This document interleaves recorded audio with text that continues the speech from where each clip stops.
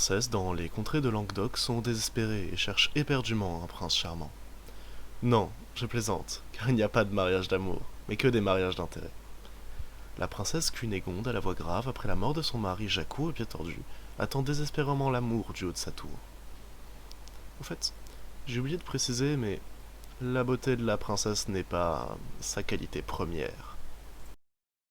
Comment font ces autres qui tout réussissent? Oh non, je suis désespéré. Ah, mon mari est mort. Oh non, c'est terrible. Oh! Cunégonde, cesse donc de faire la bagasse. Je suis parti quérir moult prétendants pour toi, susceptibles de courtiser ton noble séant. Et j'espère bien que ce ne sont pas des musardots de pacotille. Merci, papa, j'ai très envie de choir sous la charmagne d'un bel homme. Oh! Fort bien, ma fille. Prépare-toi. Les troubadours ont été sensibles à l'annonce du héros. Ils sont 4.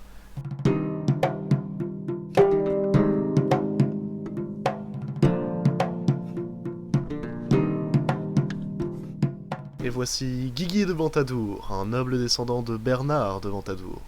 C'est un troubadour d'une grande sensibilité dans ses poèmes. Il fait preuve d'une modernité poétique et inaugure le genre du troba loose. Un type de troba plus ouvert et moins technique, mais qui laisse la place à une forte expression dans les sentiments. C'est l'un des plus grands musiciens de son époque, selon Savida. Son successeur, Guigui de Ventadour, nous propose un nouvel art qu'il nomme l'art du jet-lag, une poésie tout en décalage et qui risque de rapiner le cœur de Cunégonde. Oh non, jet lag. Oh non, un direct des troubadours. Vous allez voir, vous allez vous perdre dans la souris. Oh non, jet lag. Oh non.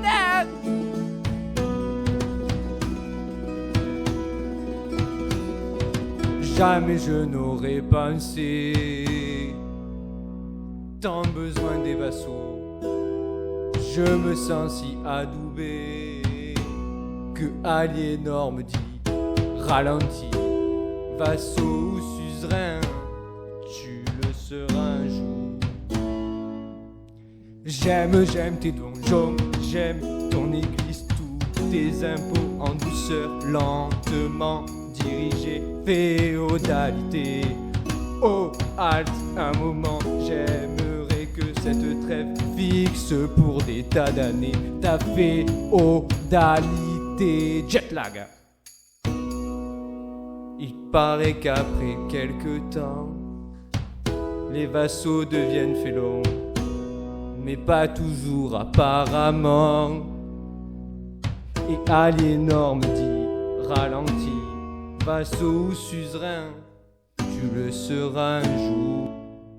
J'aime tes donjons, j'aime ton église, tous tes impôts en douceur, lentement dirigés, féodalité. Oh, halte un moment, j'aimerais que cette trêve fixe pour des tas d'années ta féodalité. Jetlag. Malheureusement, il semble que l'art du jet-lag n'a pas réussi à acquérir le cœur de la princesse. Mais Guigui de Ventadour, dans sa générosité que l'on connaît au troubadour, nous accorde un entretien. Tu peux me questionner sur tout ce que tu veux. Jet lag. Oh non, Guigui de Ventadour. Comment expliquez-vous ne pas avoir réussi à conquérir le cœur de la douce? Car c'est une jouvencelle qui manque de sel, jet lag. Malgré que mes mélodies étaient tranchantes, mes mots n'étaient pas assez acérés. Je voulais la serrer contre moi, mais je n'ai pas réussi à la mettre en émoi. Oh non, jet lag. Comment définissez-vous les troubadours? Il serait difficile de définir le mot troubadour. Il y a autant de types de troubadours qu'il y a de types de trouba. On peut battre les chemins ou se faire battre par eux. Mais une chose est sûre, l'art du trouba est un art de la modernité que ces margoulins de trouvères reprennent. Ils chantent en langue d'oil, ça se laille quand ils parlent jet lag, comme quand Cunégonde m'a mis un râteau. Oh non, jet lag. Merci pour cet entretien. Oh non, jet lag. Oh non. Je m'arrête là, c'est bon. J'entends le Je suis deuxième off. troubadour arriver, mais vous pouvez rester ici et écouter les vers de vos collègues. Avec plaisir, jet lag. Mais c'est moi qui mets le plus d'ambiance dans le château. Oh non, jet lag.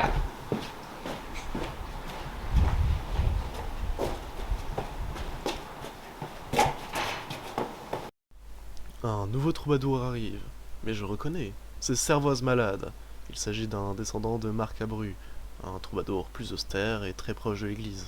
Il est connu pour son style de troba austère, qui possède une forme bien particulière, c'est le troba clous. Il lui permet d'exprimer ses sentiments de manière contrôlée, son art est empreint de sacré, si bien que par la suite, il se fait moine. Mais Marc Aboru est également très connu pour ses nombreuses pastourelles, c'est l'un des précurseurs de ce genre littéraire. La pastourelle est une histoire narrant la rencontre entre une paysanne avec un chevalier ou un troubadour. Elle donne lieu à une scène comique. Son descendant, Servoise Malade, nous propose une poésie dans la plus proche tradition de Marc Abru avec un amour certain pour la cervoise et le vin, ce qui peut donner à cette poésie un air satirique. Cet amour pour la dame me moigne de l'intérieur. Je sens que je vais devenir moine. Du fond de ma cave, dans l'obscurité, je me meurs. Encavé, loin de la vérité, je bois à satiété. En bas de sa tour, mon cœur ne fait qu'un tour. Cette dame aurait-elle donc joué un tour? Non, cela ne se peut, car cette femme va goûter aux flammes de l'enfer, telles mes entrailles, après avoir bu tant de cervoise dans le Magne fier. Comme Charlemagne, je repars au combat. Comme Aliénor, je ne renoncerai pas. Les prieurs sont de sortie, car cette femme est de mauvaise vie. Mais j'aimerais tant faire un petit tour dans son lit. Oh non, le ciel va me maudire.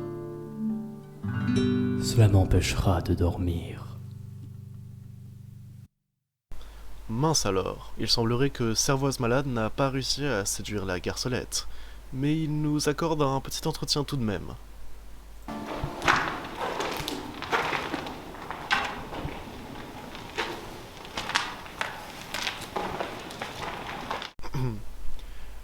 Vous pourrez donner un trait général important de l'art du troba? Pour moi, l'art du troba, c'est avant tout un art sacré, un art qui est relié au sacré. Comment cela s'explique-t-il? Eh bien, il faut prendre en compte toute la production de notre époque, en fait. Je dirais avant tout que les préoccupations que nous, dans le troba, on a, c'est-à-dire cette forte angoisse de l'amour, mais aussi cette angoisse liée au salut, comme tout bon chrétien se doit de la ressentir, eh ben, elle conduit à se poser une seule question, en fait, finalement, pour moi, à savoir l'idée d'éprouver un amour, de vivre un amour conforme à la loi divine. Il y a quand même des écarts de la part des troubadours, non? Alors, oui, en un sens, on pourrait critiquer effectivement cette volonté qu'ont certains de mes collègues, que je ne citerai pas évidemment, à vouloir courtiser les dames, à vouloir les courtiser sans pour autant vouloir les marier à côté. Mais bon. Et puis, d'un autre côté, on pourrait dire que beaucoup aussi battent la campagne à la recherche de princesses à séduire, à conquérir un petit peu à la chaîne. Ce qui, effectivement, n'est pas en adéquation avec ce credo. Qu'est-ce qu'un Sirventé? Alors, je sais que vous me posez la question, certainement, parce que j'en ai fait beaucoup, où je critiquais justement ces 10 collègues. Alors, une Cervantesse, c'est une chanson, c'est une œuvre qui va critiquer, qui va dénoncer quelque chose dans la société ou chez les confrères troubadours. Merci de ces réponses. Vous pouvez, si vous le souhaitez, rejoindre Guigui de Ventadour en coulisses. Je le reconnais maintenant. Vient-nous d'Angoulême. C'est un descendant de Geoffrey Rudel. C'est un troubadour qui a écrit des chansons pour son lointain grand amour, la comtesse de Tripoli. Il est tombé amoureux d'elle sans jamais l'avoir vue. Il est mort de maladie durant le voyage dans les bras de sa comtesse, selon la légende. À travers son œuvre, la poésie des troubadours se projette et théorise un amour lointain. Son descendant, Vient-nous d'Angoulême, nous propose un art dans sa lignée, à la recherche d'une belle qui n'est hélas pas là.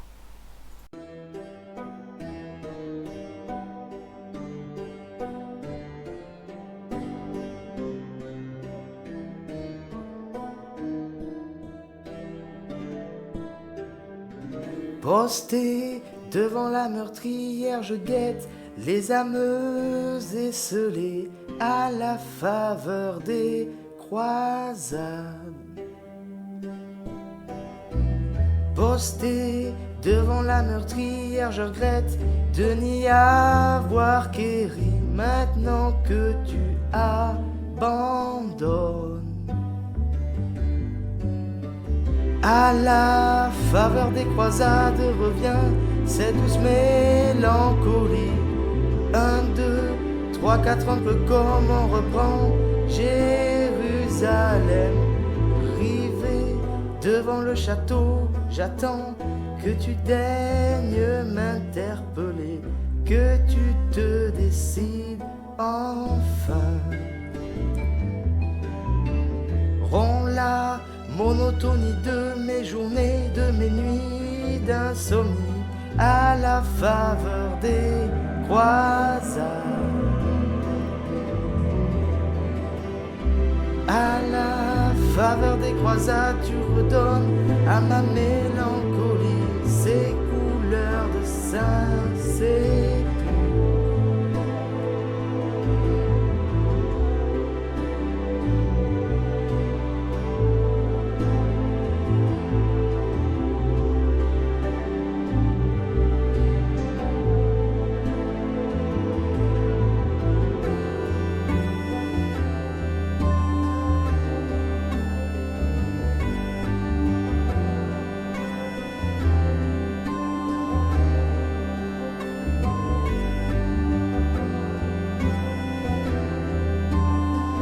Je crois que Vianou n'a pas réussi à reprendre Jérusalem comme le cœur de Cunégonde, mais j'ai des questions à lui poser.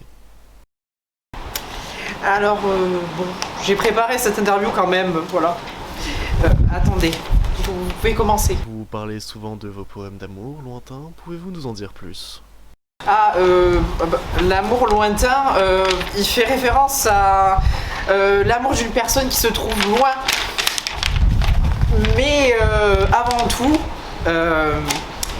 il se diffuse majoritairement grâce à la langue d'oc. Beaucoup trop de vent. Que cet art se diffuse et il influence grandement la littérature. Pour faire simple, c'est un art qui dépasse ses limites et les royaumes et les dialectes. Mais cet amour lointain, pourquoi il est essentiel dans votre art? Ah, il est essentiel parce que je dirais que notre poésie perd tout son sens. Si la femme à conquérir n'est pas inatteignable, notre art n'a plus de sens. Alors, voilà. Il est essentiel pour cela. Merci pour ces réponses. Vous pouvez rejoindre vos collègues en coulisses si vous le souhaitez. Ah, non. J'avais une douce juvencelle qui m'attend à Carcassonne, donc je vais devoir vous laisser. Pas de souci.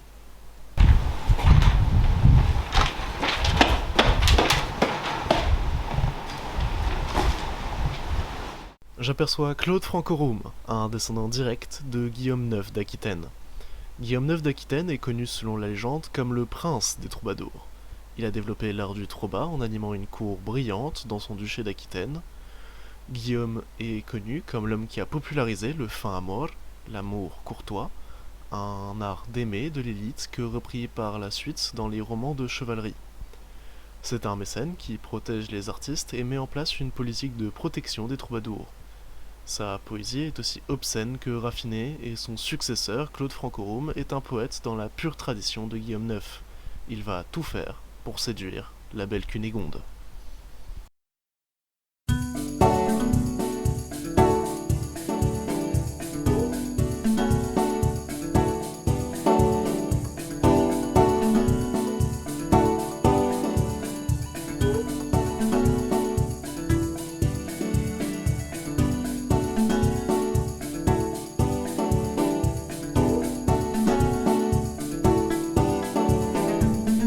Voile sur l'église, barque sur la Loire. Je suis dans ta seigneurie, je suis dans tes bras. À l'Aignora, à l'Aignorie, à l'Aignorie où l'amour danse avec la nuit. J'ai plus d'appétit. Louis VI le Gros. Je boirai tout le Graal si tu ne me reviens pas. Je boirai tout le Graal si tu ne me reviens pas. À l'Aignorie, à l'Aignora, à l'aigneurie où l'amour danse fondu donjon. Or je suis lépreux, toi tu as les écrouelles.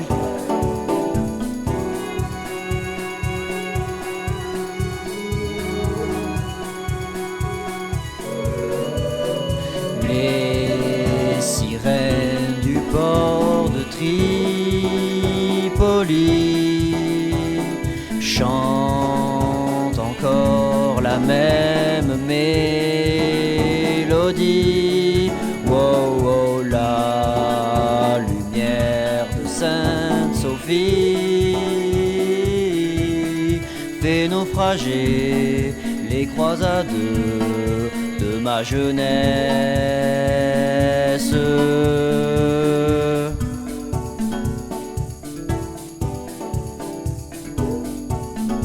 Malheureusement, cette belle chanson entraînante n'a pas convaincu la princesse Cunégonde. Mais peut-être que Claude peut nous accorder un entretien. Écoutez, je pensais pouvoir y arriver et la séduire, mais... Excusez-moi.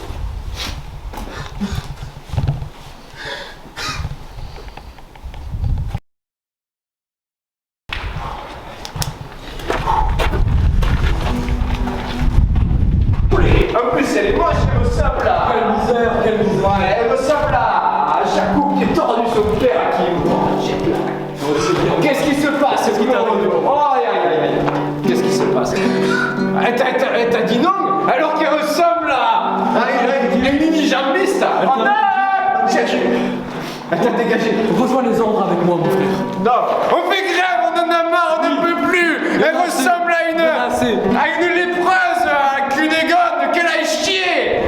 Jetlag, oh non. Les femmes dans l'art des troubadours peuvent dire non, c'est une poésie du consentement.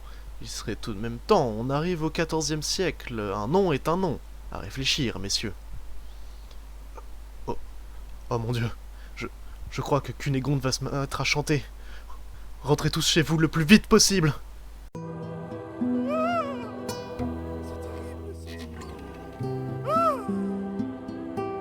J'en ai marre de ces troubadours. Moi aussi je peux chanter. Oh non.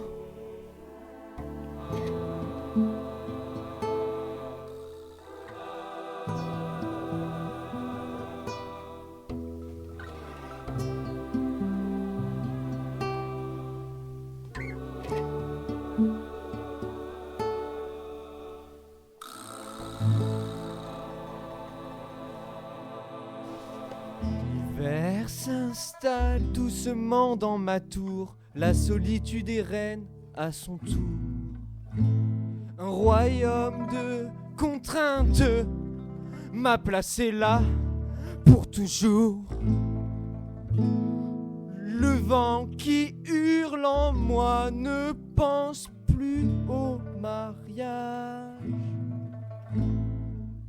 Il est bien trop fort, j'ai lutté en vain. Cache bien tes formes, les montre pas. Fais attention, ta virginité survivra. Pas de vaisselle, pas de tourment, de sentiments.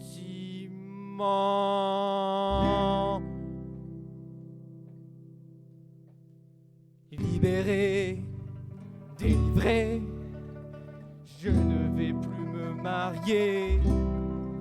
Libéré, délivré, c'est décidé, je m'en vais. J'ai laissé ma virginité en été, perdue en hiver. Le veuvage est pour moi le prix de la liberté.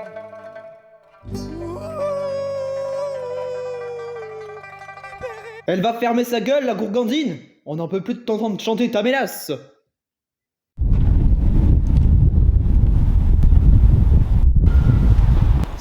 Jetlag, J'ai raté mon orientation sur Amour Sup. Je vais finir moine. Elle m'a posé un appel à la moutarde, la princesse de Carcassonne. elles sont où les sirènes de Tripoli. C'est la chienlit de te troubadour Rochette là, connard.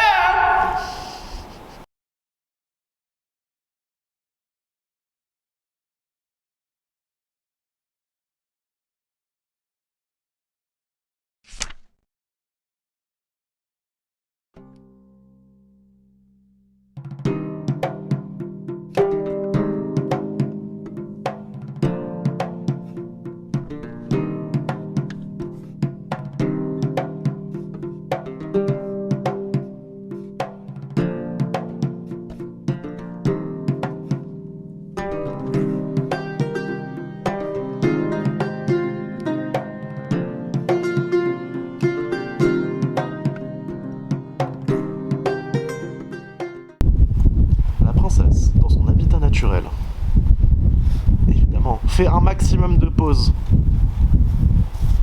Alors non, pas celle-là de pause, parce que là on voit dans quel but.